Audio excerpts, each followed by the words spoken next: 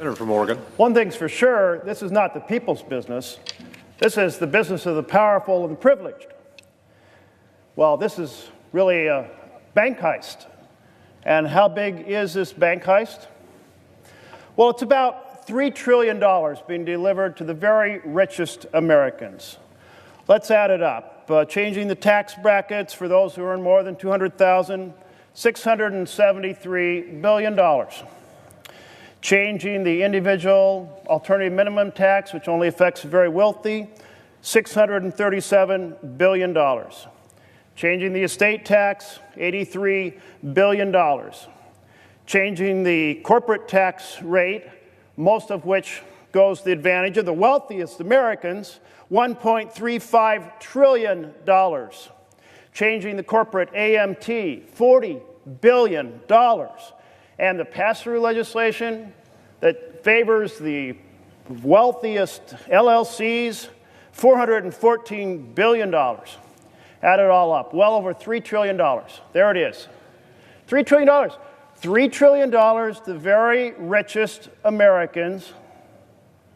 That's a middle-class tax cut. Now, we have, let's say we think about how much this is per person here in the United States of America. That's about $8,000 per person in America being taxed so that we can deliver $3 trillion to the very richest Americans. That's a fair, square deal? Well, what if we were to spend $3 trillion on the middle class? What if we were to do that? What if we were to invest $1 trillion of it in infrastructure? Creates a lot of jobs today and creates the foundation for a lot of jobs tomorrow and the year after and the year after and the year after. What if we were to spend $1 trillion on health care? Boy, we could go a long ways in terms of greatly amplifying the success and quality of the work from our community health clinics, making sure that basically health care is a fundamental, affordable right to every American. Do a lot in health care with $1 trillion.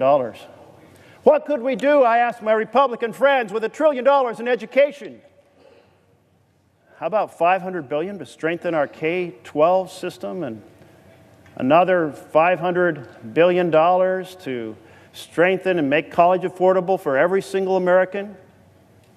$3 trillion this bill gives to the richest Americans. This is the biggest bank heist, not just in American history, but in the history of the world.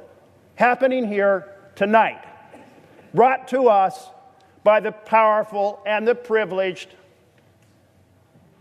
And this is absolutely unacceptable.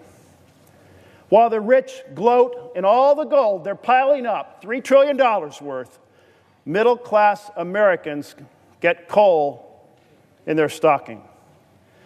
This tax scam so favors the wealthy that 83% of the benefits goes to the richest 1%. That's a middle-class bill? I don't think so. This bill sends jobs overseas, hurting middle-class Americans. This bill increases our national deficit and our national debt, making it much harder to have programs that provide a foundation for families to thrive. This bill destroys health care for 13 million Americans. And analyst after analyst says it will also raise the insurance premiums for everyone else who buys health care. Wow! Talk about clobbering the middle class by destroying health care for 13 million people and raising the premiums on health care for everyone else buying insurance. So over here, we have the pile of gold, $3 trillion for the richest Americans. And over here, we have the loss of jobs shipped overseas. We have the increased price of health care. We have 13 million American people losing their health care. And then we have the second phase of the Republican plan, which was announced by the Speaker of the House last week. So this week, we pass $3 trillion for the wealthiest Americans, but what do we do after that? We go after Medicaid and Medicare and Social Security. That's the plan we heard from the Speaker of the House. So, this is a diabolical bill. This is an abomination in a government of, by, and for the people. How does it come to pass that we even have this bill under consideration? And I'll tell you how. It's a cycle of campaign corruption. Mega billionaires funding the campaigns for the Senate, having people coming here to pass this bank heist for the billionaires. That's the cycle. Citizens United, allowing unlimited funds invested by third-party campaigns. Corruption in campaigns producing this tax scam, this bank heist, this abomination against the people of the United States of America. Now, Oregon has about 1% of the population of the United States. So what would be their share if we would instead invest that $3 trillion in infrastructure and health care and education?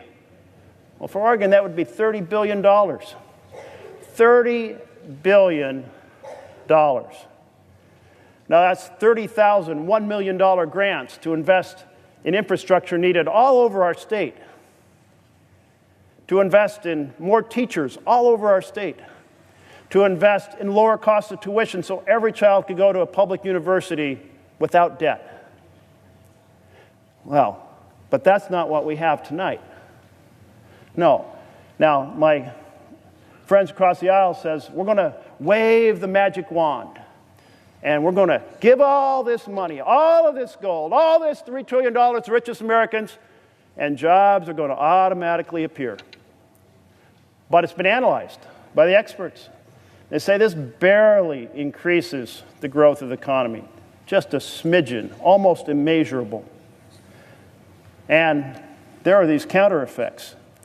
You have the challenge that this bill will create a lot of money for companies that are going to buy machines to replace people who work, accelerating the automation in America that destroys jobs.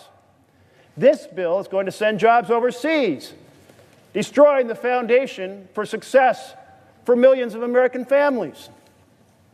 This money is going to be used for stock buybacks and dividends, enhancing the wealth of the already wealthy.